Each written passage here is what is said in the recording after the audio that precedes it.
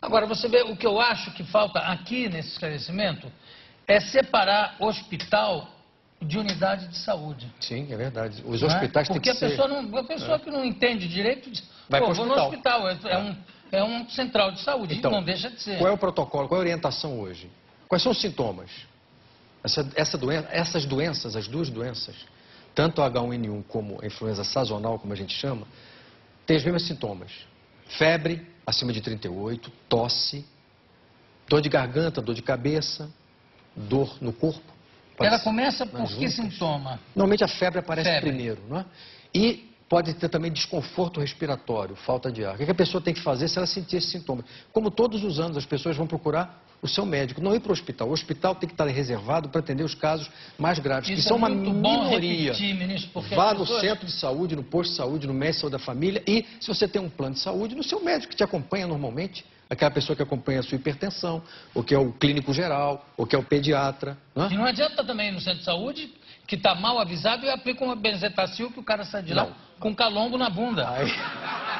Não, isso acontece muito. Por isso que nós estamos numa parceria muito boa com a Sociedade Brasileira de Infectologia, Associação Médica Brasileira, Conselho Federal de Medicina.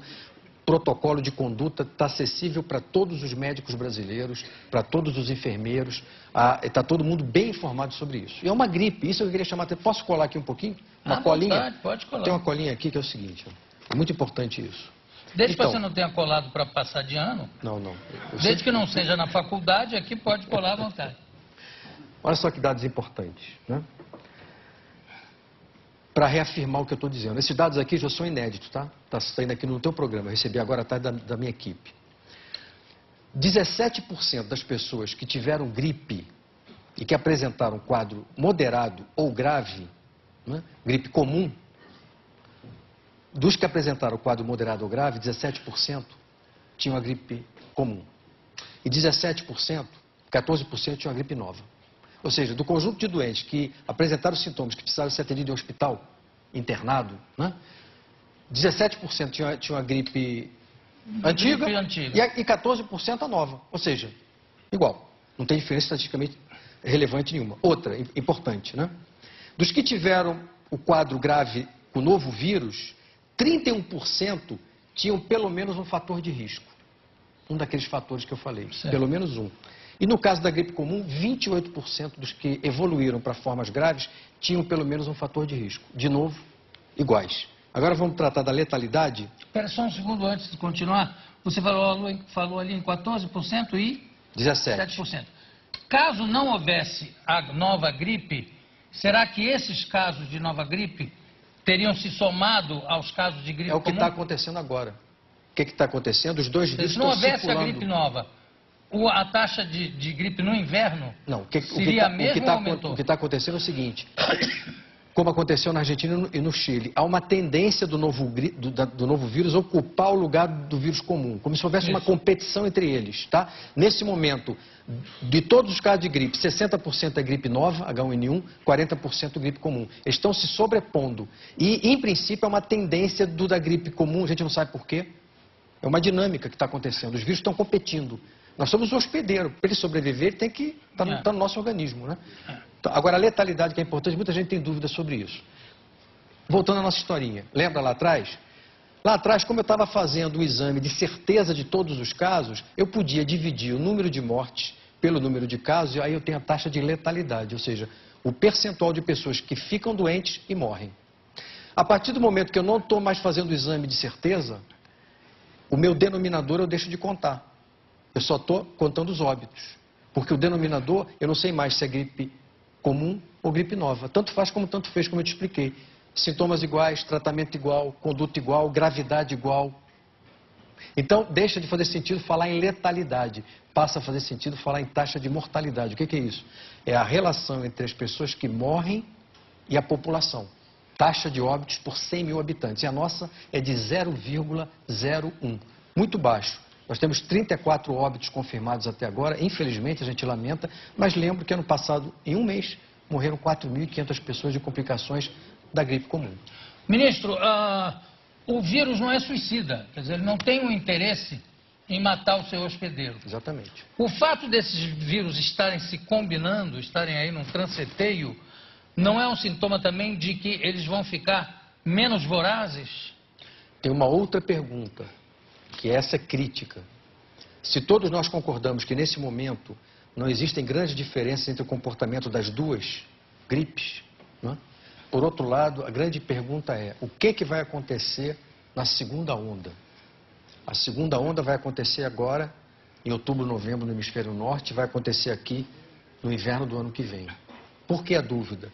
Porque se esse novo vírus sofrer uma mutação, ele pode mudar radicalmente seu comportamento. Mas para bem ou para mal? Ele pode sumir, hipótese 1. Não é incomum. Ele pode ficar mais agressivo. Isso. Ele pode ficar mais agressivo. E pode aumentar a taxa de letalidade. Mas até o momento, o que nos tranquiliza? Tem uma coisa que a gente não falou aqui, Jô. É uma oportunidade histórica o que está acontecendo agora. Pela primeira vez na história da humanidade, o mundo está acompanhando uma doença nova em tempo real. É verdade. Isso tem vantagens fantásticas do ponto de vista dos pesquisadores, da ciência, né? E, por outro lado... procura até da cura para todas Exatamente. Né? Então, isso nos dá muitas vantagens. Então, existem nesse momento milhares de cientistas se debruçando sobre essa doença, analisando tudo o que está acontecendo com ela. O que a OMS nos disse há algum tempo atrás? Até o momento, não há nenhuma evidência de que esse novo vírus está misturando o seu material genético com outro, ou com outros vírus. Ele está estável. Isso é um bom sinal. Qual é a importância disso? Eu desenvolvo uma vacina agora, já está começando a testar no hemisfério norte uma nova vacina, né? Se ele é estável, essa vacina vai funcionar para proteger contra esse vírus. Então, está todo mundo torcendo para que ele mantenha essa estabilidade e não sofra grandes mudanças, grandes modificações. Eu vou pedir para dar uma olhada na cara do vírus. O ministro trouxe aí, tem aí, menino? Essa é uma fotografia, né, desse vírus, que ele tem um núcleo. Tem um esquema que vem a seguir, pode passar, que vai bem didático. Esse aí, ó. Esse dá pra gente ver bem, ó. Você vê que tem um núcleo. Alex, me dá aqui ali tem um corte, deixa sempre, né? Aqui, isso. Aqui, aperta aqui. Cadê? Ali, ó. Tá? Aí dentro está o RNA. Qual é a característica desse vírus? Esse RNA tem um pedaço de gente, um pedaço de ave e um pedaço de porco. Como é que é? É exatamente isso. Um pedaço de gente? Um pedaço de ave e um pedaço de porco. Essa foi a mutação. Ele adquiriu esse pedacinho de porco. Em princípio, foi no México que surgiu isso. E ele tem essa capacidade de fácil transmissibilidade. E tem essa capa de proteína. Tá vendo aquelas perninhas lá? O porco, outra coisa que é bom esclarecer, a gente continua aqui. O porco passa para o outro porco? Pode passar. Mas claro. Do porco para o humano? Foi o que aconteceu no México. Agora, isso não tem nada a ver com o consumo de carne de porco, tá? Pois é, não tem... A carne de porco bem cozida pode ser consumida à vontade. Bem cozida, por causa de ciantídeos, essas coisas. Agora as perninhas, tá? Aqui? Aí, olha só, eu vou te dar uma dica aqui importante. É uma centopeia, filha da puta. São centenas. Esse vírus tem centenas dessas espículas. E por isso que o nome dele é H1N1, porque H de hemaglutinina, que é uma das proteínas que está aí, e N de neuraminidase. Então, essas proteínas é que entram em contato com a célula do hospedeiro e permitem que o material genético entre na nossa célula, se reproduza e ele contamine outras células também. Nós estamos, nesse momento, fazendo o quê? Tentando descobrir uma vacina que crie anticorpos contra esse vírus e nos proteja para ondas futuras, eventos futuros, epidemias futuras. Qual é o tempo de recuperação da gripe? Bom, o tempo de incubação é de 3 a 7 dias. Aquele período que o vírus entrou, começa a se reproduzir, você vai começar os primeiros sintomas. De recuperação, 7 dias, uma semana. Porque geralmente, na gripe comum, você sabe que se você disser, eu estou com uma gripe há 14 dias, não é verdade. Quer dizer, ele está sentindo efeitos colaterais da gripe, como sinusite. Ou uma complicação, exatamente, uma complicação da gripe. Porque a gripe em si é 7 dias. Em torno de 7 dias. E essa também. Essa também. Importante. As aulas estão começando agora. Qual é a orientação do Ministério da Saúde e do Ministério da Educação? As crianças com sintomas respiratórios não devem ir à escola. Devem ficar em casa até se recuperarem totalmente. Você falou aí um nome genérico de um remédio que eu não consigo nem repetir. Mas vamos falar do Tamiflu. Eu acho que você estava se referindo ao Tamiflu. Oseltamivir. É o nome da droga. Que é uma droga princípio ativo. antiga. Isso.